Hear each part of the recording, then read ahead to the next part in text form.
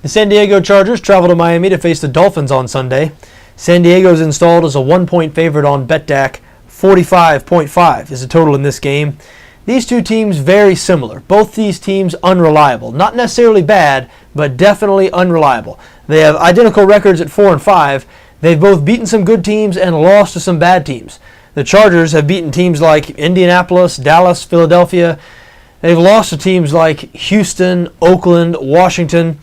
Same story with the Miami Dolphins. I mean, you just look at Miami's last two games. 2 weeks ago, they beat the Cincinnati Bengals, one of the better teams in the AFC.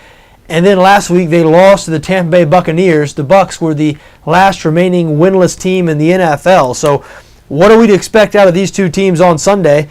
Miami, pretty average on both sides of the ball. 14th in points allowed, 20th in points scored. The Chargers, on the other hand, have a really good offense. 7th in total offense, meaning yards per game, but a really bad defense. The Chargers, 29th in the NFL in total defense. Now, this game on the other side of the country for the San Diego Chargers, they did do well in one spot like that earlier this season when they beat the Jacksonville Jaguars.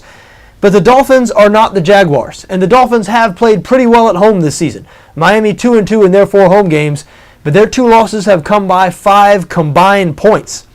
Another reason I might lean towards the Dolphins in this situation, one of Miami's primary weaknesses this season has been protecting Ryan Tannehill, and the fact they're now down 2 starting offensive linemen, of course Richie Incognito and Jonathan Martin, that certainly doesn't help them in that area. And if you saw the game against Tampa last week, you know that Tannehill, he was under serious duress in that game, and that's probably going to be the case throughout the rest of the season.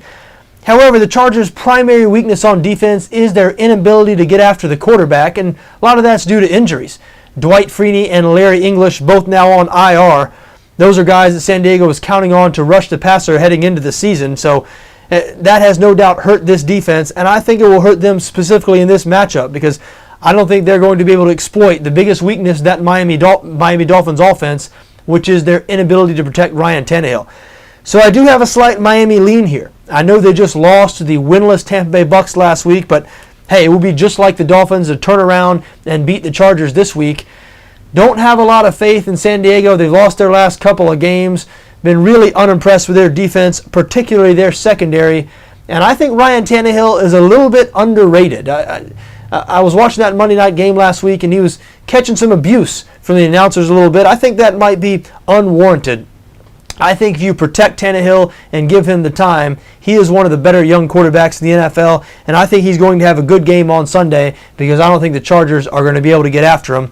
So again, I do have a slight Miami lean here. I also lean towards over 45.5.